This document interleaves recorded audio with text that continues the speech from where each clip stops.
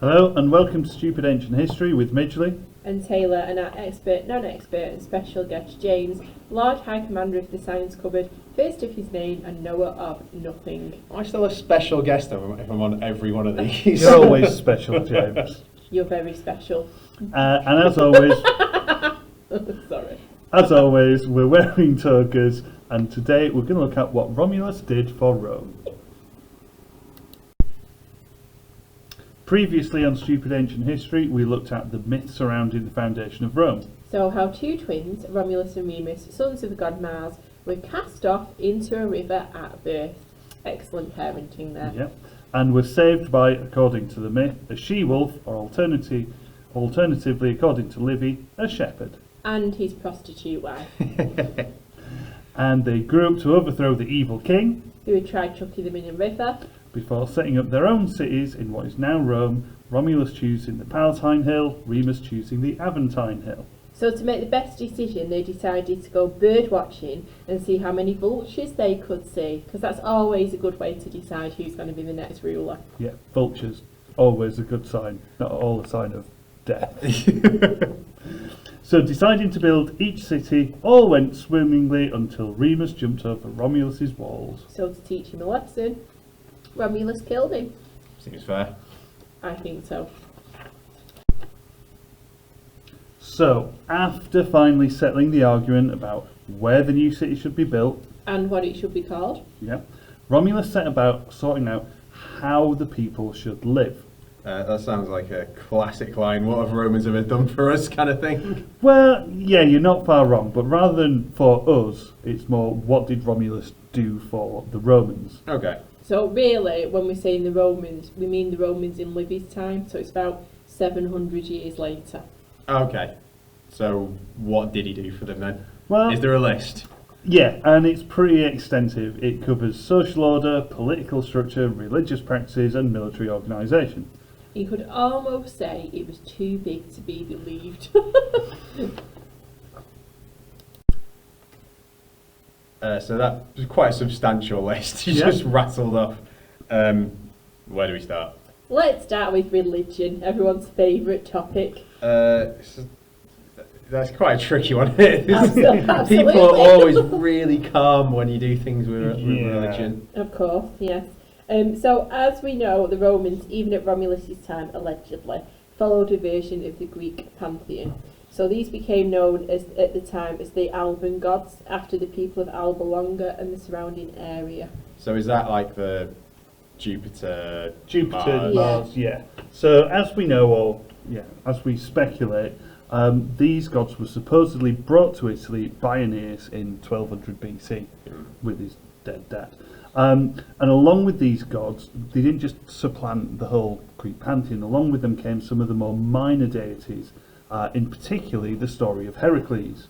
So Romulus apparently was so taken by the story of Heracles, because it has some rooting around the Tiber, he was so taken with this and the idea of the greatness of this one man that he made sure the Romans adopted the cult of Hercules wholeheartedly. Okay. And renamed him Hercules Yes. as well. Yeah, so Greeks Heracles, Romans Hercules. Is that just a pronunciation thing? It's just a pronunciation Because thing. the Hera comes from Hera, doesn't it? So Yeah. they didn't. What's her Roman equivalent? Juno. So it's not Junicles? Or, No, it's not. okay. No, so there's a degree of adopting rather than just nicking. Right, They okay. don't want to admit that they basically just nicked someone else's god and got on with it. Right. So he's sorted out religion Yep. for everybody, apparently. What was next on the list? Well, next we'll look at social order.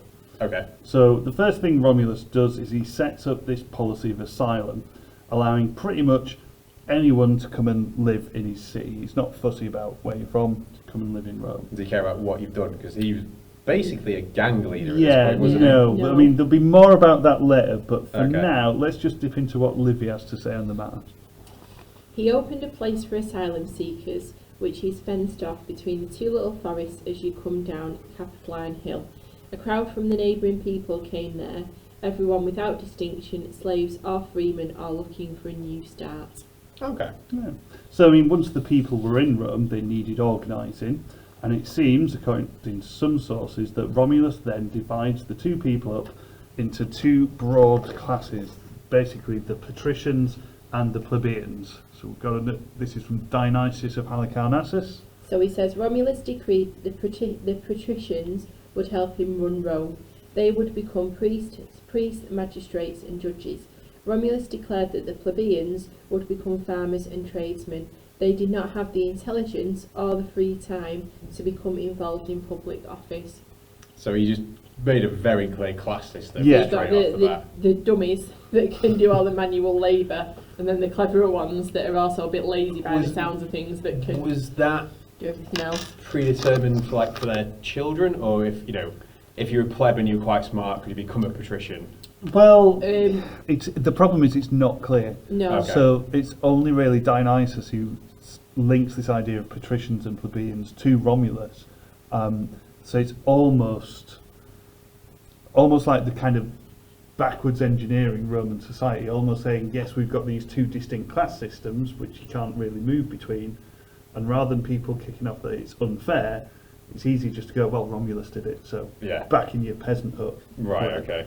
So again, it gets even more complicated. That it also seems to be based around this idea of the patron-client system, where the best of the Romans, these patricians, the wealthier, the more intelligent ones according to this, would effectively look after the plebeians in return for doing the work. So they'd offer them legal protection, financial protection, it's almost like that they're not smart enough to look after themselves, Yeah. but they can chop some It's wood. as if they're kind of policing people. Keeping the lower under classes the in guise, order. Yeah, under the guise of helping them out through kind of philanthropic. Sounds a little familiar. Exactly, yeah. So it's pretty much how most societies are structured, isn't it? Yeah. Or a lot of societies are structured. But like we said, this idea of patricians, plebeians, patron-client system, we know it's definitely in place at the time when Dionysius and Livy are writing.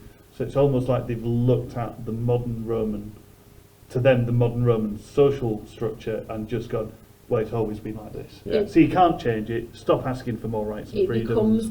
It becomes more fluid the further along you get. Yeah. So you do start to get examples of people moving between the ranks, but that status of being a patrician or being a plebeian, that stays. So even later on, when you do get some people that will move into slightly up, or you get another class forming called the equestrians, and they do kind of move freely more into the patrician, they're still viewed as being kind of second rate. Okay. So it's Yeah. very much like the British class system. The aristocracy at the top. In that you might have been someone who was kind of middle class, you married into the aristocracy, or you got enough money to kind of mix in them circles and get some kind of political influence. So you're basically doing the same job as them, but you would still be looked down on because Right. you weren't born into that class. So it's that kind of structure. Yeah.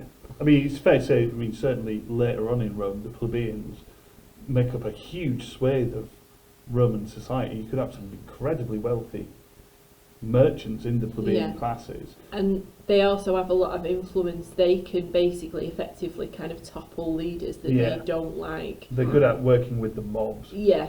But this kind of distinction that here is very much kind of clear-cut. Patricians, plebeians, trying to keep it simplified. But again, speculative as to whether he did this. It just seems a bit too much like a nice justification of why the Romans have these class systems. Yeah, know your place, it's always been like this. Yeah, pretty much. So if these plebeians are doing the lion's share of the work, Yeah. or like the actual graft, what are the patricians doing then? So one of the most important jobs the patricians had was kind of ruling the city with Romulus, effectively becoming senators. And Livy says, He created 100 senators, either because the number was enough or because there were only 100 who were fit enough to be chosen as fathers. They were called fathers because of their good reputation, and their descendants were called patricians. So we had kind of a bit of a mix of a monarchy and some sort of democracy system. well, it's not necessarily a democracy system. They'd be more like, they'd be kind of advisors. So this group Okay. of 100 of Rome's finest citizens became a bit like a parliament or a senate, but they're there to help him make decisions. Well, Like a king's Romulus is council. king, yes, He's final king. say. He's king. You don't Okay. mess with that boy. Yeah, he's definitely king, and he ruled by decree. And to make sure that everyone knew that he was king, he introduced a few things as well. So the first thing that he introduced was Securial Throne, which is quite self-explanatory, but a symbol of power nonetheless. So Big fancy chair. Yeah. The next thing he introduced was this idea of 12 lictors, or bodyguards. These are men who are armed with axes, called fasces, which is kind of the origin of the modern word of fascism. I was kind of sounded like Yeah. So they carry these very distinctive axes. There's 12 of them, probably because it's a traditional Etruscan idea, but you've got this very obvious bodyguard. Does that come from the Greek influence as well? Because they were obsessed with 12, like 12 gods and stuff Yeah, like that. it's a good number. Yeah. It's a good number. So yeah, he's always surrounded with these 12 bodyguards with these axes that are a symbol of kind of strength and protection, but can also be used. Do what I say because it's an axe. Yeah. Yeah, and both of these things, so the throne and also the lictors, are both symbols of imperium. So imperium translates roughly as like the Roman right to rule. Okay. So whoever sits on the chair has the guys with the axes. They're the ones in charge. It's a straightforward early monarchy is what you'd expect. If you're the one in charge, you want the people to know you're in charge. You don't want people mistaking you for that guy over there with the sheep. Yeah. But yeah, it's a clear monarchy structure with some advisors. So arguably quite advanced for the time. I'd want a big sparkly crown though, as well as a bodyguard carrying an axe. I don't think crowns were really the done thing. I know. Too easy to nick. That the end of the list? Can't remember. No, there's still some more. So we've still got to look at military developments. So the first thing that we're told is that Romulus basically grows kind of the city walls. Like upwards, because his brother jumped over, didn't he? Well, that's the point. They're built Yeah. big enough so that no one can do a Remus and just jump over them. Yeah, so the city wall needs to be at Quite least. tall. Not jumpable. Yeah. So it's not uncommon at the time for these kind of small settlements to build some form of protection, and although Livy describes them as walls, it's more likely that it's a fence. Okay. Yeah, I mean, all of the descriptions Livy gives, and we'll look at some other examples later on, you get this idea of huge, tall, what we think about Roman walls. Yeah. But realistically, yeah, with Romulus, it's a palisade wall, it's a fence, maybe some kind of wall. But it's something to stop people getting in and wandering off. Okay. But what seems more significant in this military organisation is how he organises the army. Now, whilst this is really only covered in Dionysus, not Livy, and we've already said there's problems there, we do believe, if we are to believe what Dionysus says, this organisation actually ends up being quite complex. Okay. So it's almost looking at the Roman army of Livy's time and then saying, yeah, Romulus did that, that's why it's like this. Shut up, stop asking questions, you. So was the army mainly made of plebs, I'm guessing? Well, again, this is the difference, because even in the army there's a very kind of class system. Yeah.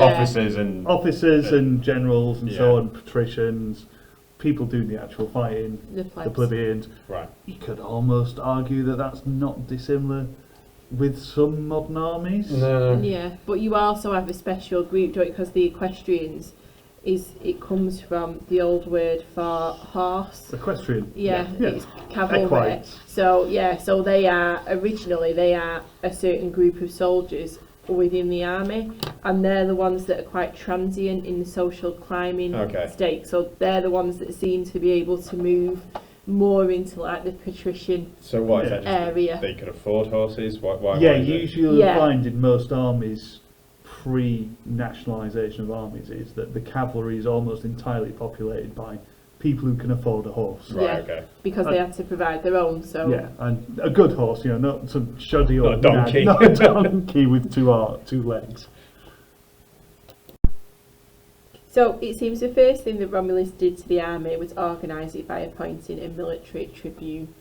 So, I mean, Romulus as the king, he's the only one who could declare war and ultimately would be the guy leading the army in battle. the tribunes are responsible for calling up and organising the army, getting everything ready for him. Okay. Yeah, and beneath them, according to Dionysius, were centurions who were in charge of a century. Like 100 people, I'm guessing, or Yeah, so a century is basically a division or a large body of soldiers in the army. And like I said, if this is all starting to sound a little bit modern, quite familiar, like I said, it is definitely worth pointing out again that even though Dionysius claims these developments were done by Romulus, certainly things like centuries, centurions, they're probably a much later development, so unlikely to have been done at the time. okay. You know, simply wouldn't have had the same body of men. So one thing the two sources seem to suggest is that Romulus also organised a body of cavalry called the Soleres, that seemed to be a sort of elite group of soldiers.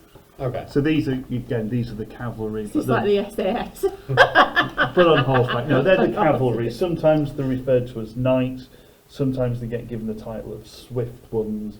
They can, because they're on horseback, they can go and deal with things Okay. much quicker. But yeah, the Romulus is more trusted part of the army. You talking about kind of like the organisation of this army, like into divisions Yeah. and stuff. Sounds quite big. What kind of, do you have any idea of number of citizens in Rome at this point? Well, this is why it's a real problem looking at Dionysius, because yeah, he describes this organisation like it's a massive army.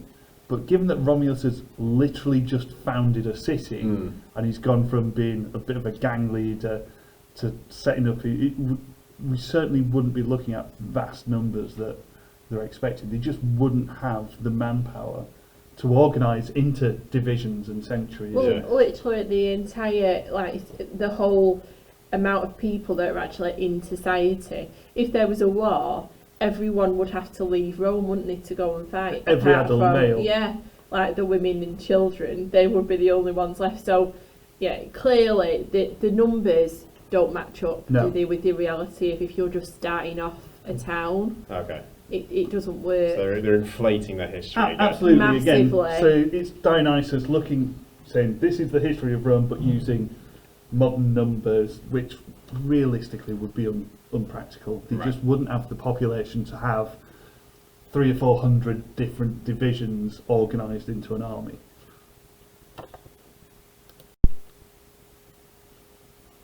So, like I said, it's a big list. He did quite a bit. Yeah, he Quite does. extensive.